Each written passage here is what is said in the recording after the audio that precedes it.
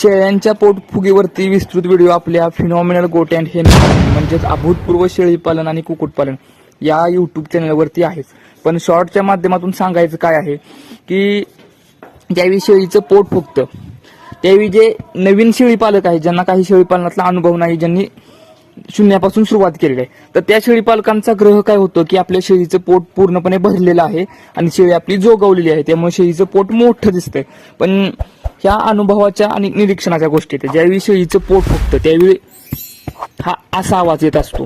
शेळीच्या पोटावरती ज्यावेळी तुम्ही थाप माराल त्यावेळी असा आवाज येत असतो आणि हे जो तुमचा हाताचा पंजा आहे, जर तुम्ही असं कराल तर हे असं आतमध्ये जात असते. तर आता हे फुगलेल्या शेळीचं पोट आहे. आता तुम्हाला नॉर्मली शेळीचं पोटाचा आवाज दाखवतो. आता ही आपली नॉर्मली शेळी आहे, तिच्या जर पोटावर तुम्ही थाप मारली तर आवाज एकदम प्लेन येतोय. तर याच्या संदर्भात जे औषध द्यायचं आहे ते औषध आहे टायरल म्हणून.